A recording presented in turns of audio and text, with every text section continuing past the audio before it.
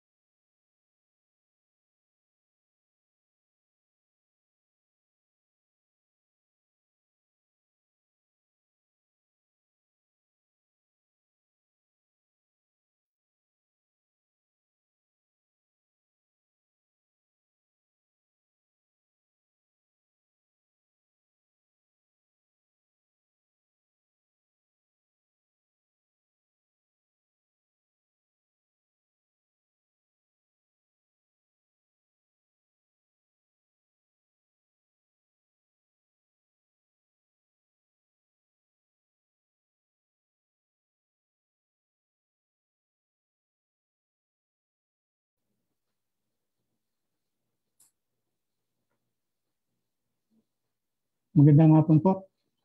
Magandang hapon sa ating mga kababayan. Magandang hapon sa ating mga kaibigan sa media.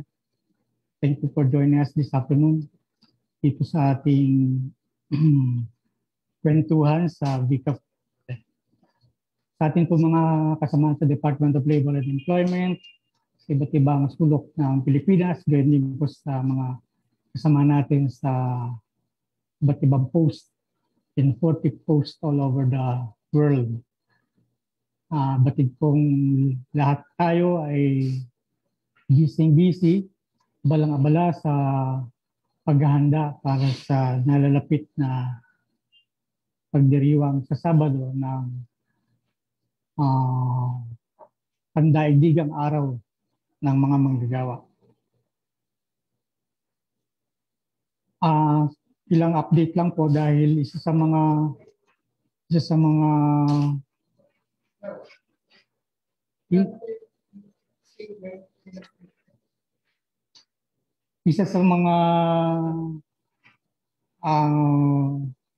sa component o isa sa bahagi ng ating pagdiriwang ngayong simultaneous online job fair.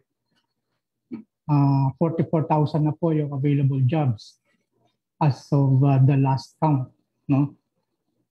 At tinaasahan po natin na mas higit pang darami, lolobo ang bilang na ito as we approach Labor Day.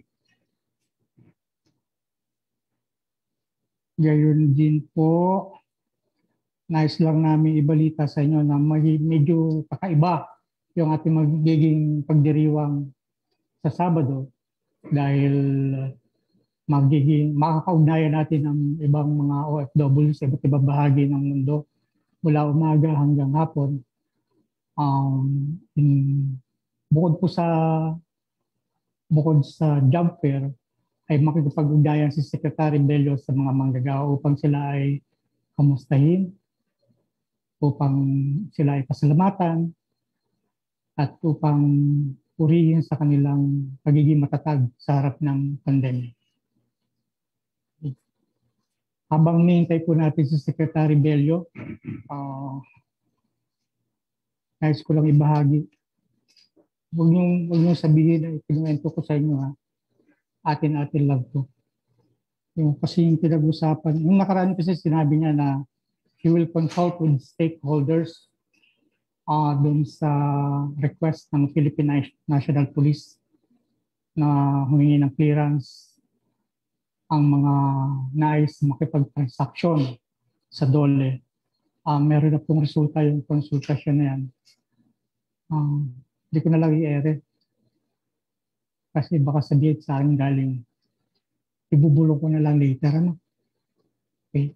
Huwag yung tatanong si Secretary pagdating, ha? Baka sabihin sa akin galing. So, sikreto natin ito mga kaibigan. Ha? Okay? I trust that you can keep a secret. Okay. Meron po kasi isang bukod dun sa ceremonial inoculation or vaccination sa May 1 na ang detalye po ay ibibigay ni Secretary. Meron din po siyang i-announce. Matagal na po itong pinag-aralan ng Employees Compensation Commission. Pero dahil sa sitwasyon kasi medyo it took some time para i-route. Nag-decide na po kasi yung ECC board na gawing compensable ang sakit na COVID-19. Ibig po sabihin, ang COVID-19 po ay pwede nang bayaran among the diseases na babayaran ng ECC kung sakali ang manggagawa ay maka-contract nito. Okay? So ito po yung i-confirm sa atin Secretary in a short while. Pati po yung detalye dito ay sa kanya po manggagaling.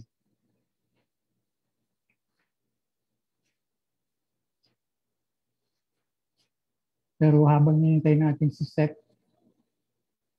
Bebot, kamustahan muna tayo. Diba? Sino ba ganun dyan? Si Gerard. Gerard. Kamusta, Gerard? Good afternoon, sir. Hi. Baka may tanong ka maliban doon sa mga sinabi ko kanina. Yung sa bakuna lang, sir. Bakuna? 5,000. Alright. And then, si Sheila. Hindi si Sheila eh. Hi, Hello, Sheila. sir. Happy birthday. Hello, sir. Actually, Hello. sir, same din ako yung yung sa age A4 na babakunahan or Alright. elaborate ni Secretary. Yeah. He will do that. He will do Thank that you. in just a while. And then, si Catherine ng Inquirer.net. How are you, Catherine? Thank you for joining us. Hello, sir. Good afternoon. Hi. Si Aika ng Rappler. How are you, Aika? Hello, sir. Hi. Sam. How are you, Sam? Sam din. Hey, good afternoon po, sir. Sam briefing ni press Fox. Wala, sir. Wala bang briefing ni si Fox? Eh, wala. Pag Wednesday, sir, wala. Monday, Tuesday, and Thursday usually si Isek. Nung ko may tanong ka kay Sek. Si Jillian, how are you, Jillian?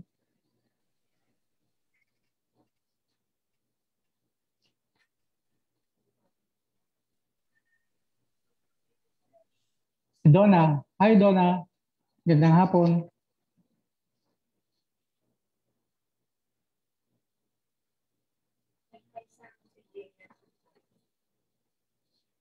Donna, alam mo yung mga nag-request sa camp.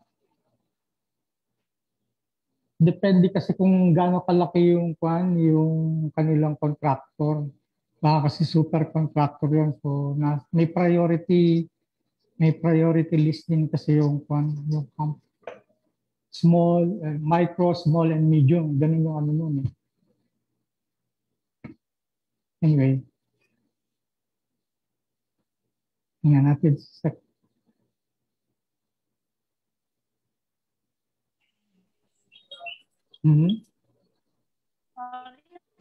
Hindi maganda ang signal. Hello. Yeah, Donna. Yes, Donna. Okay. So, yung itong mga manpower agencies na nag-apply, maaaring nag-apply sila pero hindi nga sila na-qualified, hindi na-approved dahil malalaki sila? Kasi I don't know that one. Good afternoon, Sec. Hi, sir. Good afternoon. Kala ko, yayakapin mo ako. Nakabigla ko.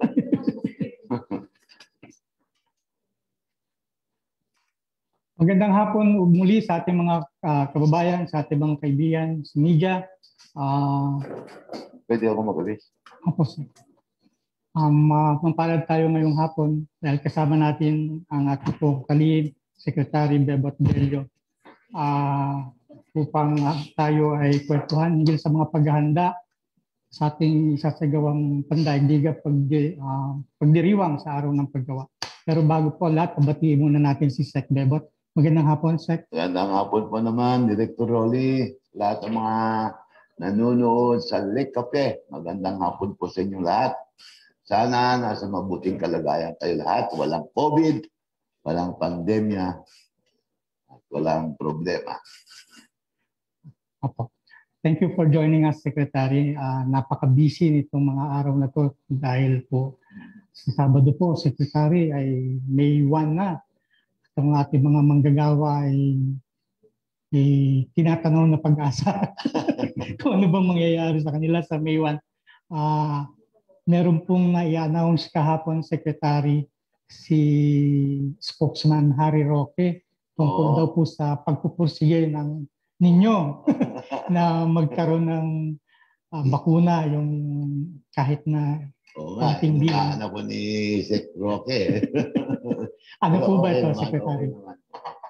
Magandang balita kasi yun para sa ating mga manggagawa, both local and overseas. Mga 5,000 lang naman, 3,000 OFW at 2,000 mga minimum wage earners ang mababakunahan sa araw ng Labor Day. Ito ay symbolism ito ng paghaalaga natin sa mga manggagawa natin. Pinapakita nito, Sec, na merong pag-asa at nating mga ganun po ba yun? Oo. Talagang kasunod na sila dito ba, Sec? Oo, talaga naman. Kasama naman talaga sa prioritized sector. Mga kagawa, mga OFW, mga may morbidities, mga may mga vulnerable sector like gagaya ng mga mga senior citizen kagaya po. So we are now finalizing the list of yung mga OFWs na papakunahan at ganoon din yung mga manggagawa na mapapakunahan. 2,000 po yan. Kinukonsul natin yung mga union, labor leaders, even yung mga employers group kasi meron din sila mga gustong ipabakunan ng mga empleyado nila. So sa kanila po manggagaling, Secretary, yung lista? Sila magbibigay ng lista. Pero yung pong lugar, kung saan idadaos itong ceremonial vaccination na to? Ayun, ang nag-arrange niyan, siyempre yung ating chief implementer, si Secretary Galvez, siya ang namimili ng mga venue. Kasi siya alam niya kung saan yung binabakunahan sa ginagawa. At gagawa tayo maraming venue ito, Rolly, kasi 5,000 yan eh. Pag isang venue lang, pagmamas gathering tayo. Kaya marami tayong hinahanap na venue, isa rito halimbawa dito sa Maynila, meron din tayo sa Quezon City, sa Taguig, sa Makati, sa Malabon, maaari din sa Pasay. So depende na din kay Secretary Galvez kung ano pa yung mga venue na kung saan natin babakunahan ng ating mga minamahal na mga manggagawa. Siguro yung ating mga kaibigan sa media, Secretary, may mga tanong. Pero bago po natin puntahan yan, meron kayong i-announce, Secretary, na bagong hakbang ng ECC. Ang ganda nito eh. Ang ganda nitong board resolution ito ng ECC.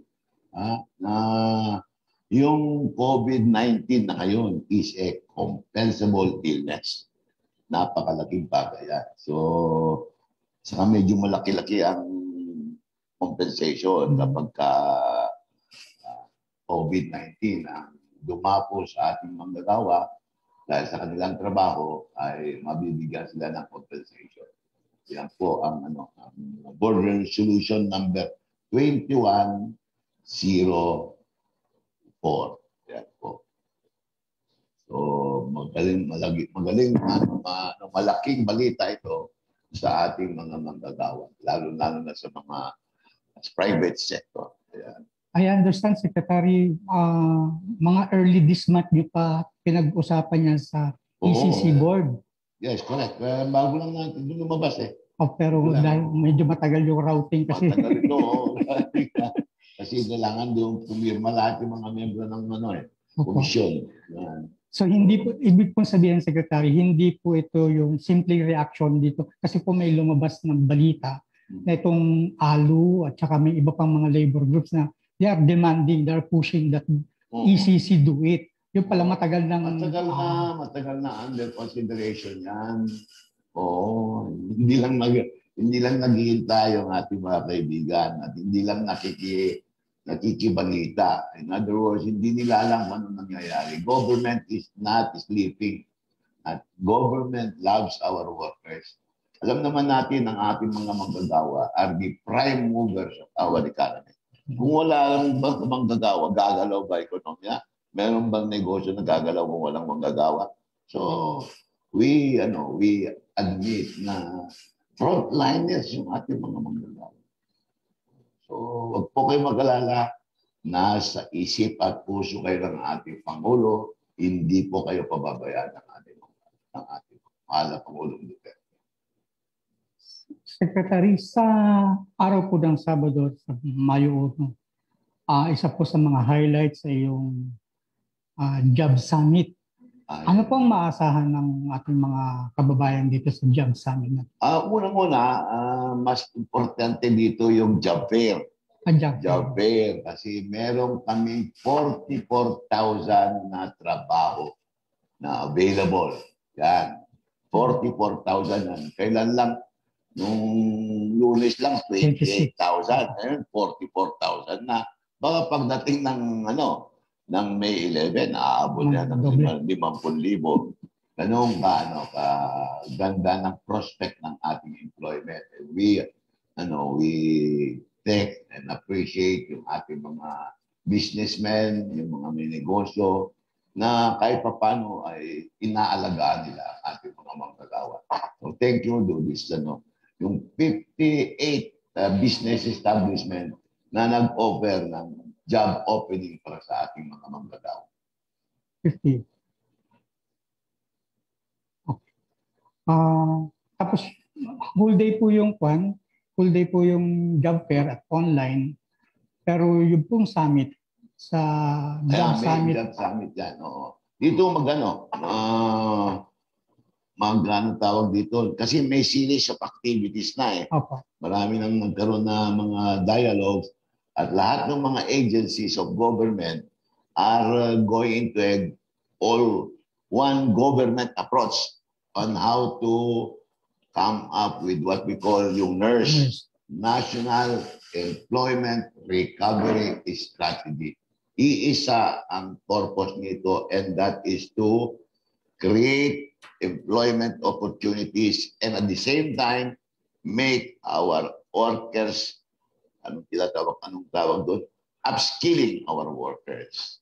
Especially pagdating ng yung tinatawag nating industrial revolution, talaga kailangan ma-upskill yung ating mga manggagawa para they can become competitive in the field of work. Meron na pong lugar. Saan po ba gagawin yung job summit? Kwanto eh. Malacanang pero depende pa. Kasi baka magiging virtual lang siguro. Virtual po. Okay. Secretary, siguro dahil kanina pag gustong-gusto magtanong mga kaibigan natin sa media, unahin natin si Jillian Cortez. Namimiss nyo na si Jillian. Si Jillian. Jillian, magandang hapon. God for your question. Good afternoon po, Secretary. May updates po ba regarding the consultation with stakeholders dun po regarding sa PNP clearance as yung proposal po ni Sinas, sir? Yes. May kagaya na sinabi ko, before we could decide on how to respond to the request of General Sinas, siyempre kinonsulta natin yung ating mga stakeholders. Kinonsulta natin yung ating kapartner sa tripartism. And mukhang negative pa. Pero tinitignan pa namin ang final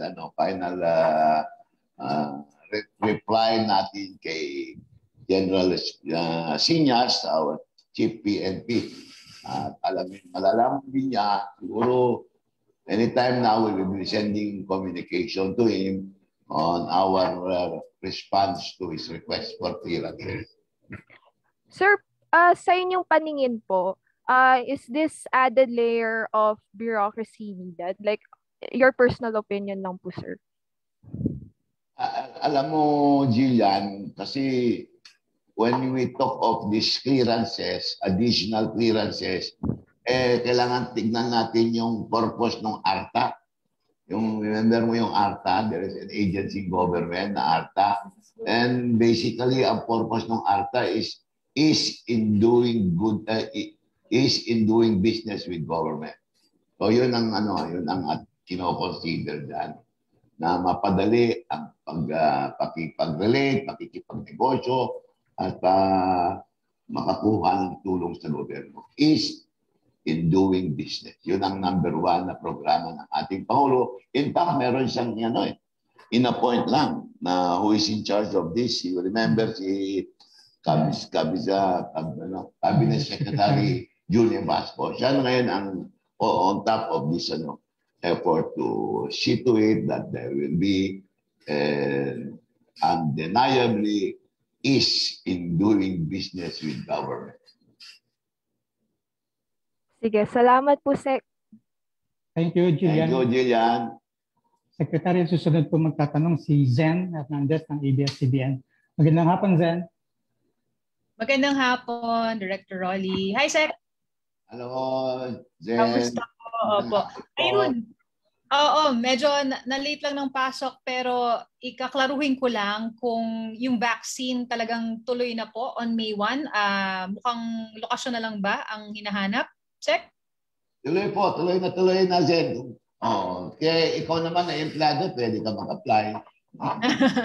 Alright. Pero 5,000 ang talagang alokasyon. 2,000 para sa mga local workers at 3,000 para sa mga overseas workers. Alright. And then, of course, ang Labor Day Sec is a day of celebration sana for workers. Pero some groups, of course, are saying na this is probably the worst na Labor Day because po sa patong-patong na krisis. What do you say about that, Sec? In a way, you can say that. Pero on the other hand, you have to consider na ang ating mga manggagawa is a breed of resilient workers. They are not only prepared to react to any challenge, they are also prepared for any challenge. Ganong katibay ng ating mga manggagawa.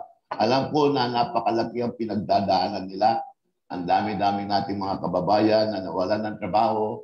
Meron trabaho pero kulang sa trabaho.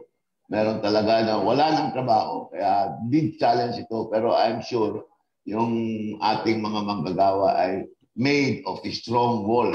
Kaya hindi sila basta sumusuko. And I'm sure they will rise above the tinatawag dito, carcasses of this pandemic, COVID-19. Kaya nila yan. Kaya ng ating mga manggagawa. Of course, Sec, pagkakasi Labor Day, sanay tayo dati yung mga may announcement ng mga wage hike. Ngayon, kailangan na basura daw. So, idadaan na lang yata sa legislation, may panukala for 100 peso wage subsidy. Do you support this, Sec? Ang tingin ko dyan, Zen, even our workers are more interested in their security of tenure. Alam mo, what is amazing, yung development because of COVID-19, ay nakita mo yung pag-iintindi ng mga employers at saka mga empleyado. Nakikita mo wala masyadong labor unrest ngayon. In other words, naintindihan ng mga manggagawa yung kalagayan ng mga employers. And on the other side, kitang-kita mo naman kung paano alagaan ng ating mga employers yung ating mga manggagawa. Kahit hindi nila kaya magnegosyo, nagnenegosyo lang sila para may trabaho naman yung mga empleyado. Kung hindi nila kaya, ang ginagawa nila, binabawasan ng oras. That is what is called as flexible working arrangement. Ito yung nakita natin as a result of this challenge brought about by this COVID-19. Last na lang, pero Sec, kasi I know that ang DOLE is among the agencies na nung isang taon pa ay nakapagbigay ng ayuda. Pero para sa marami, they're saying na napakakulang, napakailangan pa talaga ng ayuda, lalo na po sa workers. Totoo yan, Zen. You have a very accurate of the situation. Totoo yan na medyo kinakapos tayo. Pero kahit papano, ginagawa namin ng paraan na makarating ang konting tulong sa ating mga manggagawa. And to them, appreciated naman nila yan. The mere fact that government do not forget them in this time of crisis is already a big consolation to them, and it is giving them life despite the challenges brought about this pandemic. Pero anong relief ang isinusulong natin, Sec? I believe may mga bayanihan 3 na ongoing ang usapan. Ano pong sinusulong ng DOLE? Well, we are still pursuing yung aming wage subsidy program kung papasa sana. And then of course, we are still hoping na madagdagan yung aming pundo para sa mga tulong natin sa mga informal workers, tulong natin sa mga formal workers, and of course, sa tulong sa ating mga overseas Filipino workers. Alright, Sec. So, depende pa rin sa budget na ibibigay lahat in the end. Okay, thank you po. Thank you, Zen. Thank you very much. Thank you, Zen. Secretary, susunod po si Sheila Crisostomo ng Philippine Star. Magandang hapon, Sheila. Hello, good afternoon po, Sec. Sir, clarify ko lang kasi na-mention nyo na ang COVID-19 compensable illness na. So, sir, paano po yon? Like, magkano ang pwedeng ma-receive ng workers? And since may mild and may severe case, paano po ang category noon? Magiging yan, compensable illness yan. Kung illness lang yan, magiging mataas ang the usual compensation kasi yung mga labor-related, work-related illness, usually ang compensation yan is 10,000. Pero kung COVID, 30,000 under this ECC resolution. Sir, 30,000 po regardless kung anong status ng, like kung severe ba sila, kung mild. Paano po iyon? Paano ika-categorize yun? Ayun lang, wala nang distinction. Basta kung COVID, 30,000. Ngayon, kung halimbawa, kakailanganin ng operasyon or additional hospitalization, nandyan naman ang ating PhilHealth. Okay. Thank you, sir. Sir, kailan po ito effective? Sorry, kailan po effective ito? Effective agad dyan. After 15 days after publication. Okay. Thank you, sir. Thank you, Sheila. Thank you, Sheila. Ang secretary susunod po si Gerard Naval ng Malaya. Magandang hapon, Gerard. Hi, sir. Good afternoon. Good afternoon, Gerald. Sir, follow-up ko lang po muna yung sa tanong ni Jillian, yung kay General Sinas. So, you're saying, sir, na ease of doing business ang priority natin. So, are you saying, sir, na you personally are not in favor of this additional layer of documents, sir? Sa ngayon, Gerald, hinihintay pa namin, compile namin yung resulta ng consultation namin with our stakeholders. At ang trend mukhang not in favor. So, pero hindi pa final. So, hindi pa kami at we are not yet ready to come up with our response to General Sinas. Pero yung the trend is that mukhang hindi pumapayag ang mga manggagawa, hindi pumapayag ang mga employers, hindi pumapayag yung NEDA. At of course, yung ARTA is against it dahil it goes against the very essence of their work and that to have and is doing business. Sir, thank you. Doon naman, sir, sa vaccine, paano po yung magiging selection ng OFWs and ng mga minimum wage earners? Yung OFWs, we rely on the recommendation of POEA, at saka ang OWA, at saka yung mga OFW Association. Kasi alam mo naman, may mga karamihan sa ating mga OFW, may kanya-kanyang organisasyon yan. So sila ang kinukonsulta natin. At siyempre, may listahan ng POEA, may listahan ng OWA, sila din ang ating kinukonsulta. Yung sa local, sir, labor groups na local, sir? Sa local naman, ang kinukonsulta natin dyan ay ang mga union. Kasi may mga membro sila.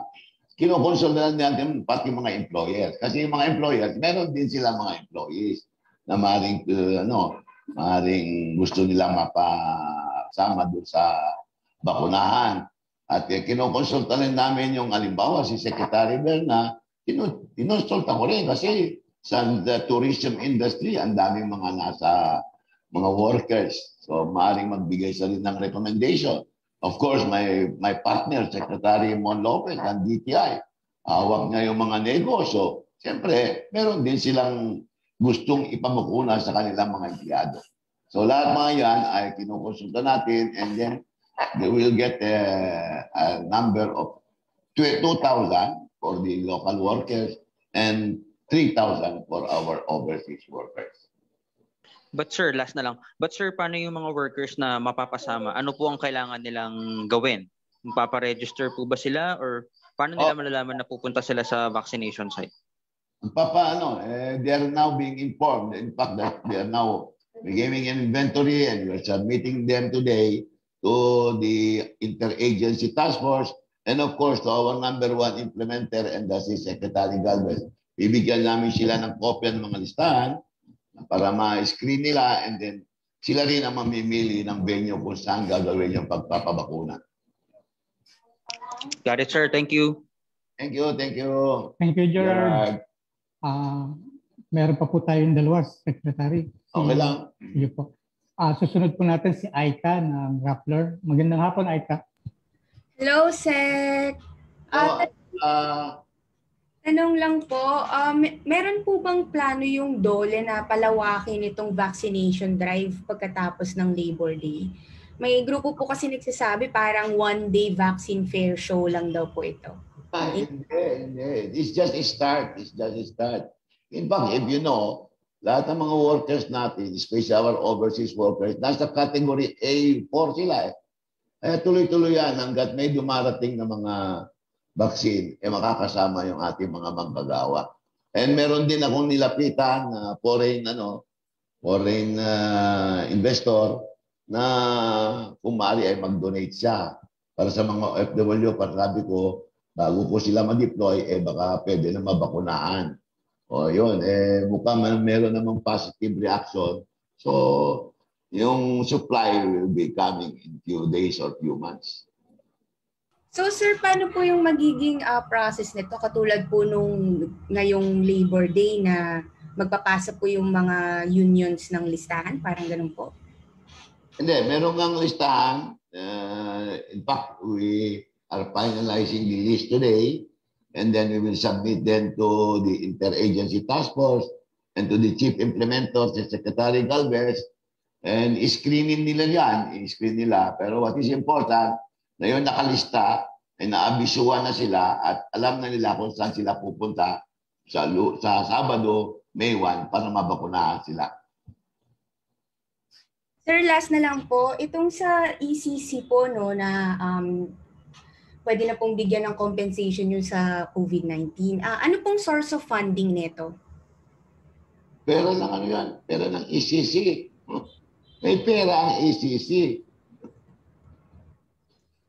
May pera ang ECC, Aika. Malaki ang pera nila. Meron po bang parang ballpark figures kung magkano po yung i-allot? Ang pera nila? Opo. Basta mas mayaman sila kaysa SSS. Okay. Sige, salamat po sir. Thank you. Okay. Salamat, Aika. Secretary, ang huli pong magtatanong si Sam Medinilla ng Business Mirror. As usual, Sam. Kumusta ka dyan? Hey, good afternoon po, Sir Rodi. Good afternoon po, Sec. Hello. Hey, sir, dun sa mag-inquire lang po kami tungkol dun sa vaccination. Bali, ano pong vaccine yung gagamitin para dun sa mga workers na magpa-participate sa Labor Day? Hindi ko na klaro kay Secretary Galvez kasi ako naman hindi naman ako particular kung anong vaccine ang gagamitin. Ang mahalaga, vaccine. So it could be AstraZeneca or it could be Sinovac. So either way, tatanggapin ko yan kasi vaccine yan, dumaan yan sa EUV. So EUA. So anything that is qualified as a vaccine will be good for our OFWs and our workers. Kasi ginamit din ng mga iba sa atin dyan. Si Secretary Duque, Sinovac din ang gamit. Si Secretary Roque, ewan ko anong ginamit niya. Hey, sir, bali, since Saturday na yung Labor Day, yung deadline po nung pag-submit ng mga list ng beneficiaries, kailan po kaya mafa-finalize ng DOLE? Or meron na po tayong existing list ng 5,000? Yung listahan ng mga mababakunahan? Opo. Meron na tayo. By this afternoon, we will be submitting them to the Interagency Task Force and to our Chief Implementer, Secretary Galvez. Bibigyan namin po sila ng listahan. Okay. Tapos sir, mag-inquire rin po kami regarding dun sa National Employment Recovery Strategy. Since may magaganap po na job summit sa Labor Day, kailan po expected ma-finalize ng DOLE yung nurse para po for submission or approval ni President? I think, I'm expecting that yung EO, creating yung institutionalizing yung nurse will be signed by the President on May 1. Tapos sir, may magiging participation po kaya si President during sa Labor Day celebration ng DOLE? I have no doubt na the President will participate. Alam mo naman, mahal ng ating Pangulo ang ating mga manggagawa, lalo-lalo na ang mga overseas Filipino workers. Tapos sir, yung regarding naman po dun sa funding para dun sa wage subsidy, nabanggit po ni Ma'am Tutay nung isang V-Cafe na parang ang may funding po valid na kukunin para dun sa nurse sa 2021 national budget except for the wage subsidy program na pinopropose ng DOLE. Meron na po kayang proposal yung DOLE kung saan pwedeng kunin yung pondo para dun? Well, unang-una yung bill na yan ay nasa Kongreso na yan, nasa Senado, and according to the assessment of ASEC Nikki, mukha namang pabor ang Senado at ang Kongreso. So, ang problema na lang yan, hanapin kung saan pundo gagamitin. Pero where there is a will, there is a way. Kasi napakamagandang programa nito para sa ganoon ay ma-maintain yung employment ng ating manggagawa at makakaya ng ating mga employers. Sir, last na lang po. Regarding po dun regarding sa police, yung nabanggit po nila yung sa police clearance, kailan po kaya expected ma-wrap up ng DOLE yung consultation dun sa policy na yun? Kung isusuportahan or i-reject po ng DOLE yung proposal ng PNP? Marami na kami natanggap na feedback. No? Iniintay lang namin yung naiiwan pa. Pero ang trending yan parang negative. May mga nagsasabi na hindi ito tumutugma sa programa ng ARTA, yung Ease in Doing Business. Yun. Pero hindi pa natin masasabi kung ano ang hantungan dito. Pero the trend is that maraming hindi pumapayag na isama pa yung clearance na yan para sa mga business permit, para sa employment permit and everything. Malalabas po kaya yun by next month, sir? Palagay ko. Lalabas na ba yun? Baka kahit next week palalabas na yun. Thank you po, sir. Maraming salamat po. Sam, thank you very much. Maraming salamat, Sam. Secretary, wala na pong magtatanong na kasama natin sa media. So, siguro po, mag-iwan na lang kayo ng mensahe para sa ating mga manggagawa in time for the celebration of Labor Day on Saturday. Thank you very much, Rolly, for this opportunity. At gusto ko rin samantalahin na gamitin itong pagkakataong ito na iparating sa ating mga manggagawa yung araw ninyo ay May 1. At para maging makabuluhan ang inyong Labor Day ay meron tayong mga activities. Number 1, yung Job Summit. Doon yung makita kung anong ginagawa ng ating pamahalaan para makapag-create ng job. And at the same time, para naman ma-improve yung skills ninyo. Kasi alam nyo ngayon, ano na ngayon anong tawag no? Digital na ngayon. Oo. Iba na ngayon iba na ngayon panahon. Hindi na pwede yung minsan pumunta ko sa Dubai, yung sasakyan na sinakyan ko, walang driver. Tapos ang nag-serve ng kape sa akin, robot. Sabi ko, marami nawawalan ng trabaho dito. Kaya i-upskill natin ang ating mga manggagawa para sa ganoon, they can compete in any new normal. Kaya wag po kayong mag-alala, mga minamahal ko mga manggagawa, nandito po ang inyong pamahalaan para i-prevent or protect your employment status. That is your constitutional right, and we will do everything to see to it that your right is not violated. Yun po ang aking masasabi. At sa ating mga OFW, alam nyo naman, ang kulit-kulit ko na nga kung gaano kayo kamahal na Pangulong Duterte. Kaya wag po kayong mag-alala, hindi po kayo pababayaan ng ating mahal na Pangulo. Yun lamang po, magandang hapon po, and see you on Labor Day. 44,000 po ang available position. Pati ako, mag-apply din siguro ako. Thank you very much, Secretary Bebot Bello. Thank you for joining us this afternoon. Yan po mga kasama, narinig po ninyo ang mensahe ng ating mahal na kalihim ng paggawa, Secretary Bebot Bello. Nais ko pong ibahagi sa inyo yung detalye ng sinasabi ni Secretary na 44,000. I-share ko na lang po doon sa ating chat group. Kaya don't worry, we will have details of the kung saan-saan po makikita yung 44,000 na available jobs. 44,000. Okay. Makaabot ng 50 yan. Opo. Okay, thank you. Thank you very much, Secretary. With that, nais po namin kayo pasalamatan for joining us this afternoon. So magkita-kita po tulad po ng panawagan ni Secretary Bebot. Sa Sabado po, araw ninyo mga manggagawa. Marami pong pagmumulat na ang ginagawa, ang pamahalaan po ay hindi natutulog para sa inyong kapakanan. Nandito man kayo o nasa iba yung dagat, andito po ang inyong pamahalaan para tumulong. Kaya mag-iingat po tayo hanggang sa susunod po nating kikita-kita dito po sa kwentuhan natin sa V-Cafe at Dole. Good afternoon.